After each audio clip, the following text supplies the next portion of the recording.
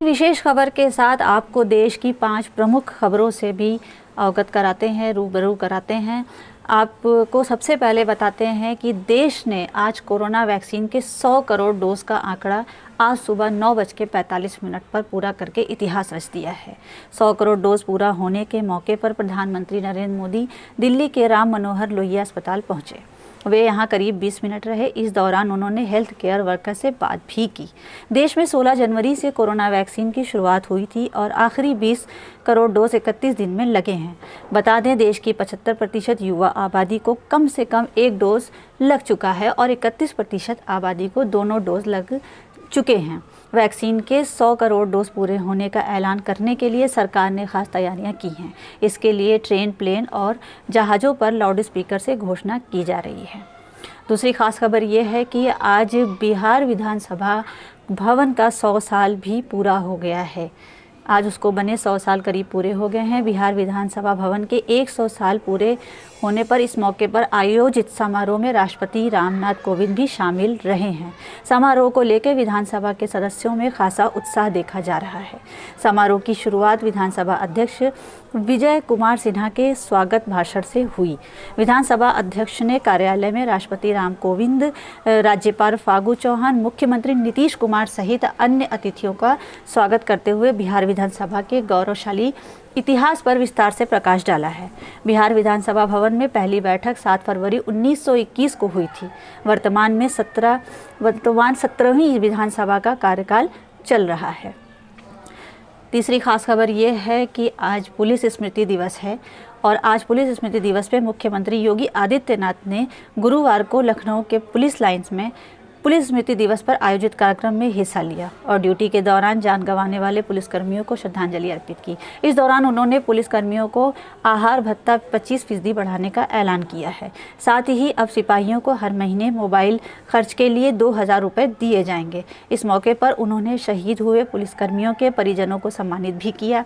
उन्होंने कहा कि साल 2020-21 में कर्तव्य की वेदी पर अपने प्राण न्यौछावर करने वाले शहीदों में उत्तर प्रदेश पुलिस के 4 बहादुर पुलिसकर्मी शामिल रहे हैं।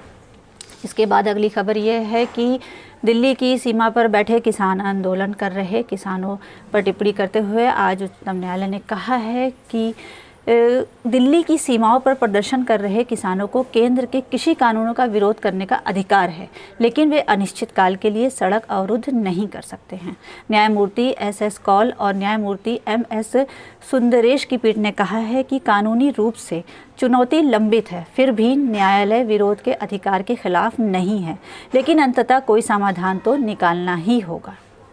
अब एक आखिरी खबर ये है कि फेमस एक्टर शाहरुख खान के बेटे आर्यन के बाद अब NCB ने चंकी पांडे की बेटी अनन्या पर उनके घर पर जाकर छापा मारा है और उनको पूछताछ के लिए आज पुलिस थाने में बुलाया गया है।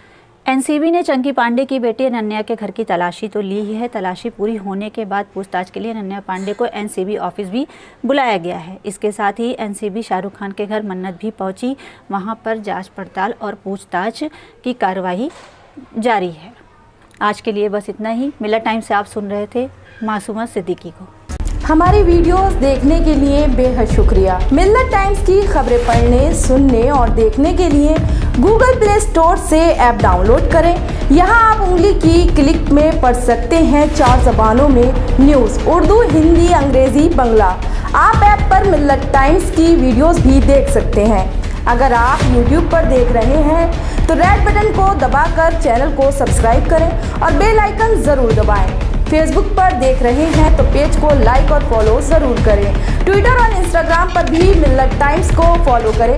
मिल्लत टाइम्स की स्टोरीज हासिल करने के लिए टेलीग्राम और व्हाट्सएप पर बराह रास्त हमारे साथ जुड़ सकते हैं।